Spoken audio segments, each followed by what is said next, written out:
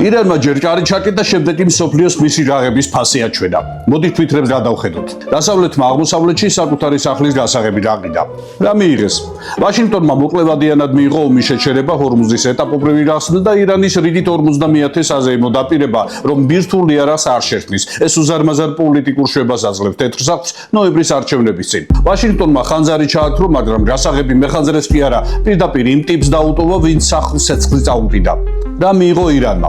ამერიკამ სასწრაფოდ დაიწყო ბლოკადის მოხსნა, ირანული ნავთობის შეძენაზე შეღავათები დაუშვა და გაყინული მილიარდებისკენ გზა გახსნა. ოფიციალურად ირანმა კიდევ ერთხელ დადო პირობა, რომ კარგად მოიქცევა, სანაცვლოდ კი დასავლურ ბანკებში გაყინული ფულის დაბრუნების პირობა მიიღო. 60 დღით კომერციული გემების უფასო გავლის ორგანიზებაც თეირანს ჩააბარეს. რეჟიმი, რომელიც წლის დასაწყისში მასშტაბურ პროტესტებს ძლივს აკავებდა, ახლა დასავლეთისგან ხელოვნური სუნთქვის აპარატს იღებს და ბირთვულ ბომბზე ბევრად უკეთესი რამ შერჩათ. მსოფლიო ენერგეტიკული ბაზრის შანტაჟის მუდმივი ბერკეტი. ისრაელმა კი დილით მარტომ გაიღვიძა. ისრაელისთვის ამერიკას არ უღალატია, მათ უბრალოდ აჩვენეს ისრაელს რომელ ადგილზე არიან ამერიკულ პრიორიტეტებში. ამერიკაში ბენზინის ფასი ნეთანიაჰუს მაქსიმალისტურ გეგმებზე ბევრად მნიშვნელოვანია. რუსეთს საერთოდ არაფრისთვის მოუწერია ხელი და უკვე სამჯერ წააგო. მოსკოვი მოლაპარაკებების მაგიდასთან ახლოსაც არავინ მიუშვა, მაგრამ სწორედ რუსეთი აღმოჩნდა მთავარი კერძი, რომელიც ამ მაგიდაზე სხვებმა გემრიელად შეჭამეს.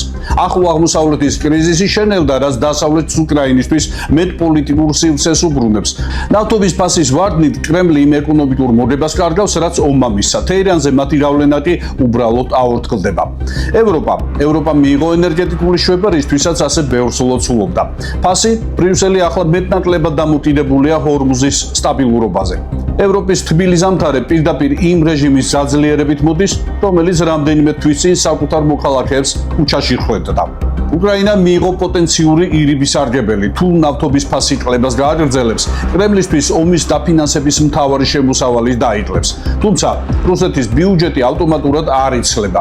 უკრაინისთვის ეს კიდევ ერთი ცივი შეხსენებაა, რომ ომის ეკონომიკა მხოლოდ ფრონტის ხაზზე არ წყდება, ის ჰორმუზში, ნავთობის ბირჟაზე და ვაშინგტონის კაბინეტებში წყდება.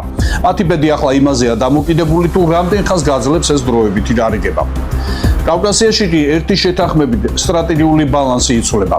ირანი მიიღებს ეკონომიკურ შვებას და ხელოვნურ ჟანგბადს, რომ რეჟიმი გადარჩეს, ხოლო აზიური კაპიტალი უკვე ემზადება ირანის ბაზარზე დასაბრუნებლად. საქართველოს შეთანხმების მხარე არ არის, თბილისისთვის აზრი არავის უკითხავს. კავკასიას მაგიდასთან ადგილი არ შეხვდა. ჩვენ უბრალოდ მენიურად მოგვიგდეს. რეალურად აი რა გაიცვალა.